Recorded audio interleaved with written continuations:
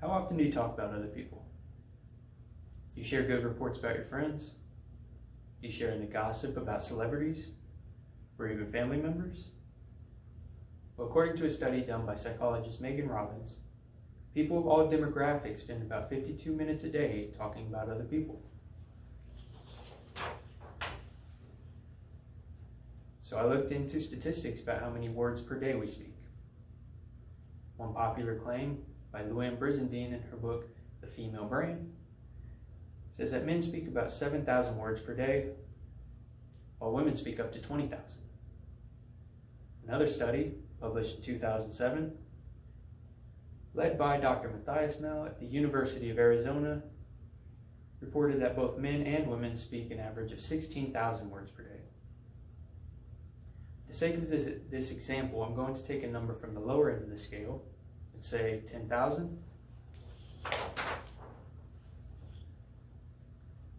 we speak 10,000 words in a day, assuming we're awake for 16 hours in that day, a little bit of math would show us that we spoke 10 words per minute. We spend 52 minutes in a day talking about other people, 10 words a minute.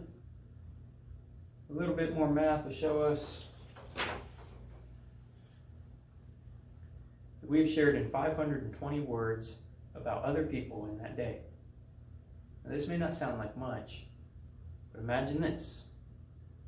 Imagine sitting down to write a 500-word essay about other people's lives every day.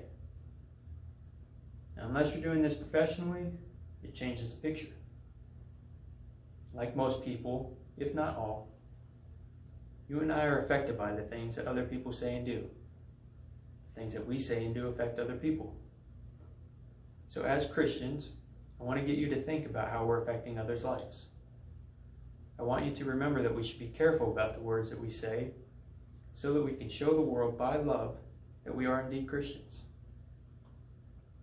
So today, if you haven't already, I hope to persuade you to begin resisting the temptation to speak evil of others, especially authorities, given the situation with coronavirus, so that we rightly represent Christ in this world.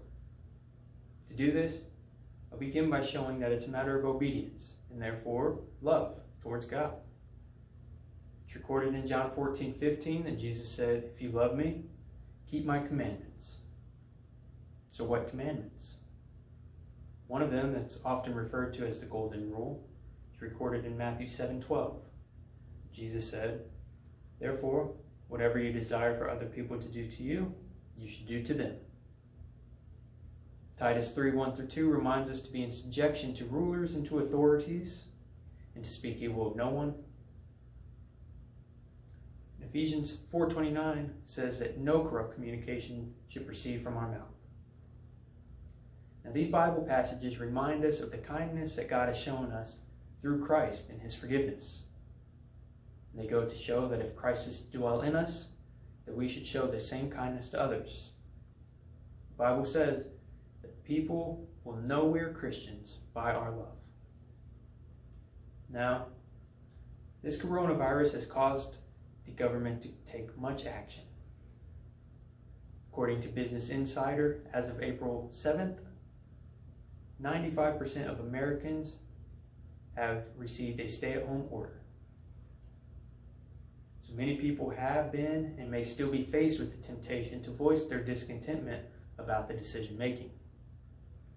This is not a problem limited to this time, but it is magnified by it. However, it is vital that Christians do not speak evil about the authorities that Romans 13 says are ordained by God. Along with this temptation comes a variety of others. Because we are faced with so many temptations in regards to the words that we speak about others, we have to look at how we can resist these temptations and be obedient to God's command. Now, let me first say, I am aware that people do things that are wrong and evil, and I'm not saying that we should do and say nothing. I'm saying that we should consider how we withstand. Christians cannot justify speaking evil about someone just because they've done something wrong, or because they've harmed us or someone we love. Matthew 5:44 says to love our enemies and to pray for those who mistreat us. And that's just it, isn't it? The simplicity of Christ.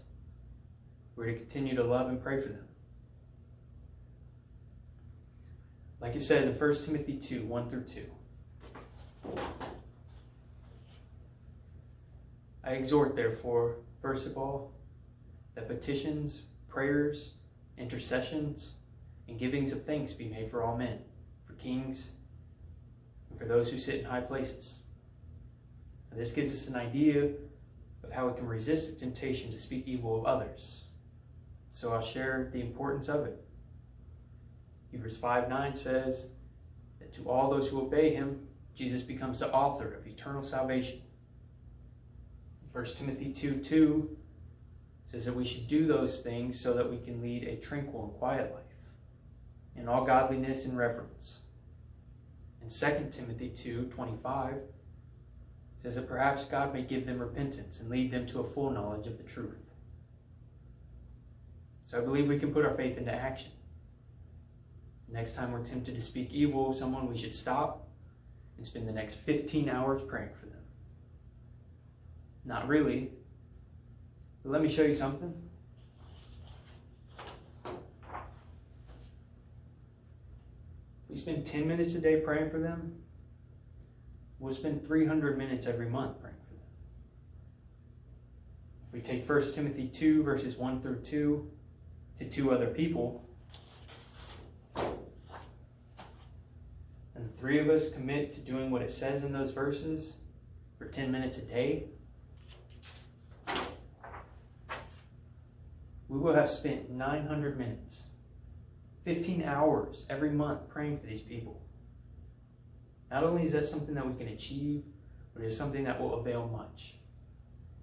So, as you think on the words that you will share about other people in the coming days, consider sharing them in prayer with others toward God.